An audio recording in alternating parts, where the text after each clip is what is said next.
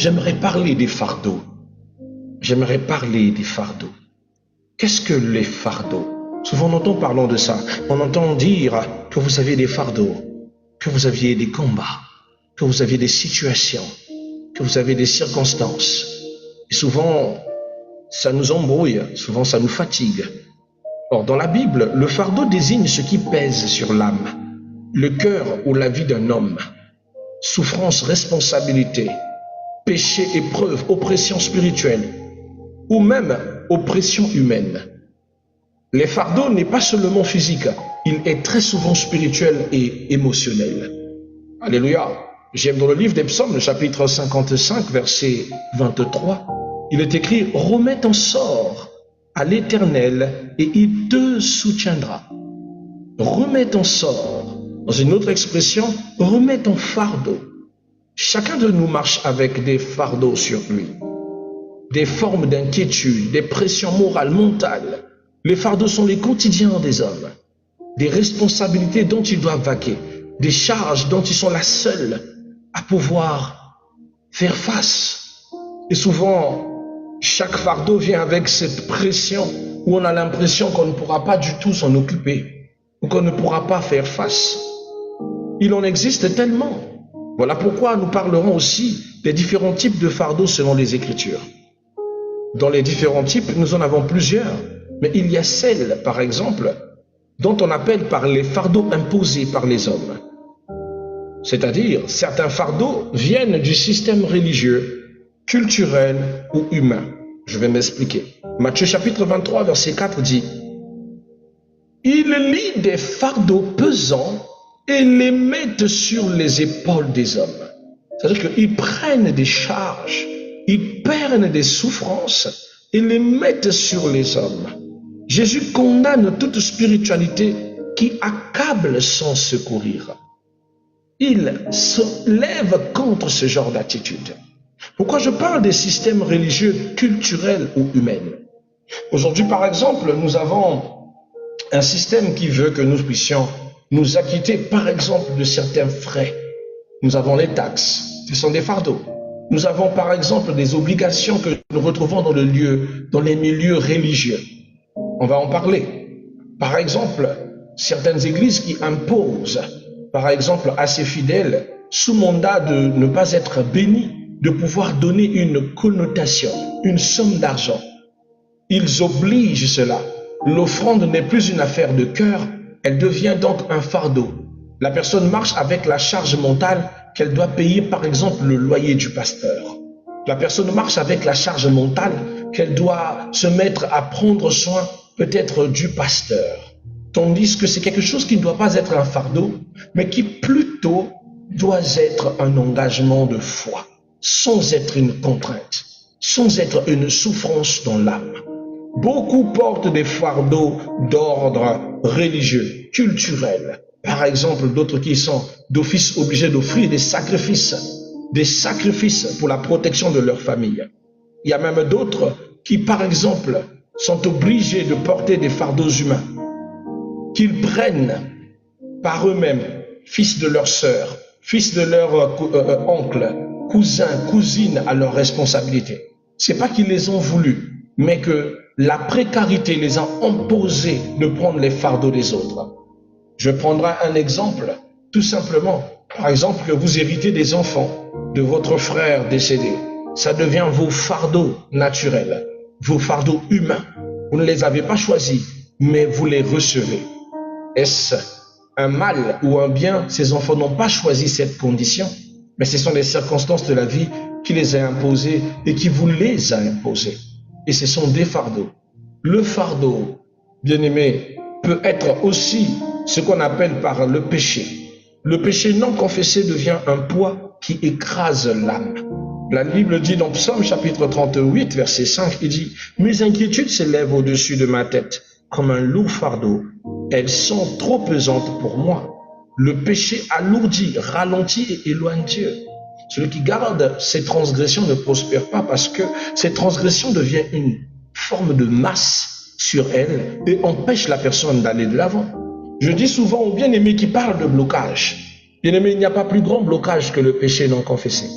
qui marche dans le péché sera toujours alourdi dans ses pas et aura des difficultés de progression, mais qui est lié au mal ou au péché qu'il commet. Troisième type de fardeau, bien aimé, ce sont les fardeaux des inquiétudes et des soucis. Les pensées excessives qui deviennent des fardeaux intérieurs. C'est-à-dire, ça, c'est tout ce qui relève de votre esprit. Tout ce que vous logez dans votre tête. Tout ce que vous mettez dans votre tête. Bien aimé, la Bible dit, dans 1 Pierre 5, 7, il dit, déchargez-vous sur lui de vos soucis. Jésus n'attend que ça. Il veut que vous vous déchargez sur lui, que vous ne gardez pas cette pression sur votre tête. Vous n'avez pas besoin de ça. Si vous voyez bien qu'à chaque fois que vous accablez votre esprit, votre corps en souffre. Plus vous vivez dans l'inquiétude, plus vous rendez votre corps malade. C'est votre tête qui réfléchit, mais c'est votre corps qui subit ce qu'on appelle par la pression. Une pression qui va commencer à accélérer les battements de votre cœur, provoquant des problèmes de tension, des fatigues générales, de l'épuisement, etc., etc. Parce qu'en réalité, tout ce qui est attrait au cœur, le cœur va se mettre à pomper tellement vite le sang que vous allez vous sentir faible et fatigué. Voilà pourquoi Matthieu chapitre 6, le verset 27, nous rappelle que qui par sa pensée, c'est une question qui pose, qui par sa pensée peut changer une coudée à sa vie. C'est pas parce que vous pensez à une situation que vous le résolvez. Mais nous, c'est plus fort que nous de penser aux soucis, de penser au mal, de penser à la souffrance, de penser à la déchirure que ces fardeaux portent dans notre cœur. Oh oui, c'est la coupure, on ne peut rien, c'est comme ça, c'est Brazzaville. Ça fait mal, mais il faut savoir avoir confiance en Dieu et se confier librement. B, les fardeaux spirituels. Nous avons les fardeaux spirituels tels que par exemple l'intercession, l'appel, la mission, car tous nous avons une mission, une attente de la part du Seigneur. Certains fardeaux viennent de Dieu pour une mission ou pour un appel. Par exemple, je suis pasteur, j'ai reçu mandat de pouvoir parler de Jésus-Christ, mais de entretenir les âmes. Quand Dieu me donne des âmes à charge, ces âmes sont mon fardeau. Quand Dieu me donne la mission de vous prêcher chaque matin et chaque soir, c'est un fardeau que j'ai reçu. Alléluia. Donc, c'est aussi un type de fardeau. La mission, l'appel, l'envoi en mission. Certains fardeaux viennent de Dieu pour une mission. Dans Romains chapitre 9, verset 2, la Bible dit « J'éprouve une grande tristesse, un chagrin continuel dans mon cœur. » Ce type de fardeau ne détruit pas. Il pousse à la prière et à l'action. Bien que de fois, la charge soit énorme et que la charge soit épuisante. Alléluia. Ce que vous devez savoir en troisième position, c'est la position de Jésus face au fardeau. Parce que le problème, ce n'est pas le fardeau, mais c'est la disposition du fardeau. Jésus ne nie pas l'existence des fardeaux. Il propose un échange divin entre nos fardeaux et son fardeau. La Bible dit dans Matthieu 11, verset 28, verset 30, je vais prendre un bout de ce passage. Il est écrit, « Venez à moi, vous tous qui êtes fatigués, chargés, je vous donnerai du repos. » En avançant un peu, il dit, « Prenez mon joug est doux et léger, et mon fardeau est léger. » Jésus veut qu'on fasse un échange comme si c'était le cas de Simon de Cyrène sur le chemin de la croix, et lui, nous donnons son fardeau, et nous prenons son fardeau. Et bien pour cela, il faut d'abord que vous acceptez de laisser Jésus prendre votre fardeau. Jésus ne supprime pas toute responsabilité, mais il enlève le poids destructeur de cette responsabilité. Mais vous devez le laisser porter votre fardeau. Il y a aussi ce qu'on appelle par la responsabilité. Porter son fardeau ou porter celui des autres. La Bible fait une distinction importante. Dans Galates chapitre 6, verset 2, il dit « Portez les fardeaux les uns les autres. » Dieu nous enseignant dans l'amour à apprendre à se soutenir mutuellement dans le temps de l'épreuve. Dans Galates chapitre 6, verset 5, « Chacun portera son propre fardeau. » Deux dimensions d'enseignement. Il y a des fardeaux à partager, c'est-à-dire souffrance, chute, épreuve. Et il y a des fardeaux personnels qu'on ne partage pas, responsabilité, obéissance et appel. Il y a des fardeaux que vous êtes censés porter seul. Mais quand il s'agit de la souffrance de la chute ou de votre épreuve, ne le gardez pas pour vous. Partagez-le avec un frère, une sœur, ou partagez-le dans le Seigneur. Permettra à ce que vous recevez l'aide dans ce besoin nécessaire pour que vous puissiez vous en sortir. Alléluia. Alléluia. La maturité spirituelle consiste à savoir quoi déposer et quoi assumer. Qu'est-ce qu'on peut encore dire sur les fardeaux ce matin? Ce matin, bien-aimés, nous parlerons aussi de comment se libérer des fardeaux selon la parole. Vous devez savoir que selon la parole, les fardeaux se déposent devant Dieu. Ça ne se garde pas. Ça doit venir de vous. Vous devez venir en toute liberté pour le déposer, le recommander. Le livre des Psaumes, chapitre 68, verset 20 nous dit « Dieu est pour nous un Dieu qui délivre ». Dieu veut nous délivrer de nos souffrances, du poids de ces fardeaux qui pèsent sur nos épaules. Dans la deuxième étape du processus de comment se libérer des fardeaux, vous devez apprendre à confesser et à abandonner le péché. La confession est donc un mode, un chemin pour lequel vous pouvez prendre pour pouvoir se détacher de toute forme de fardeau. La troisième des choses que je vous recommanderais, bien aimé, c'est de recevoir l'aide du corps du Christ. Ecclésiaste chapitre 4, verset 9 au verset 10. C'est-à-dire de souvent demander de l'aide des serviteurs de Dieu qui sont là pour vous. N'oubliez pas 2 Chroniques chapitre 20 verset 20 qui nous dit « Confiez-vous dans le Seigneur, vous serez affermis, mais à mes serviteurs, vous réussirez. » Pourquoi Dieu a disposé les hommes de Dieu? Mais ils sont là pour vous aider à porter votre fardeau. Cinquième chose à savoir, c'est marcher dans l'obéissance et la foi.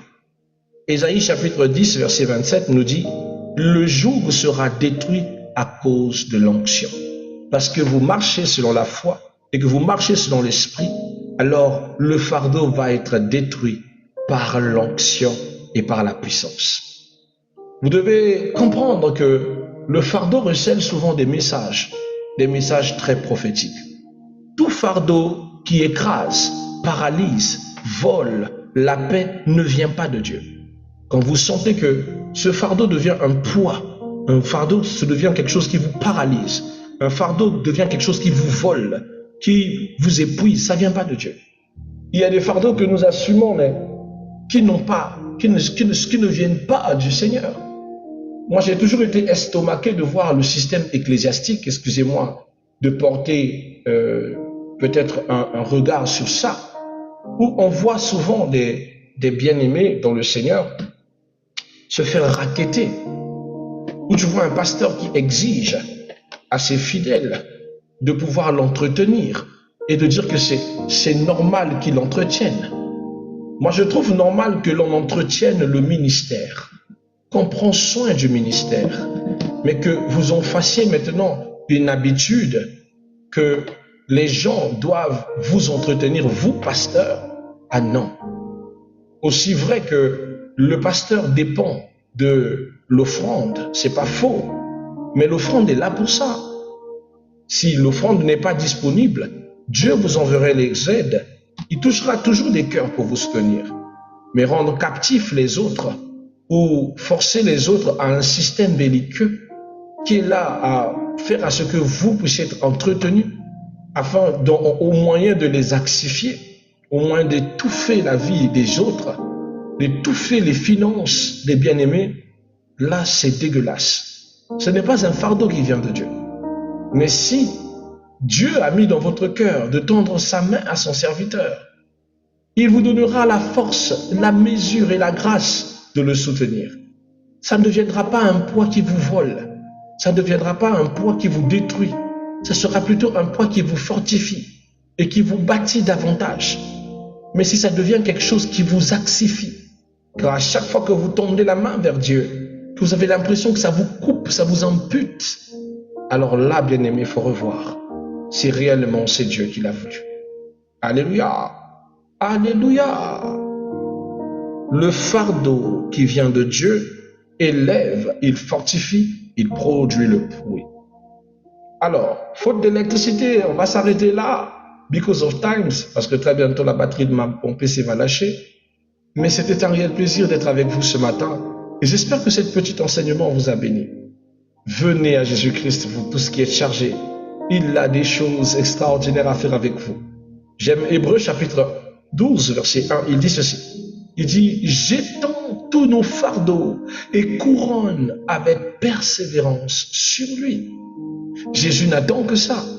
Viens avec tes fardeaux, viens avec tes souffrances, viens avec tes blessures, viens avec tout ce qui pèse sur toi. Et la Bible dit qu'il te donnera le repos. Ne le garde pas pour toi, confesse-le, parle de ça, livre-toi à Jésus et tu recevras la paix dont ton cœur a besoin. Tu recevras la guérison que tu as besoin, la joie dont tu as besoin. Parole du Seigneur Tout-Puissant, nous rendons grâce à Elohim.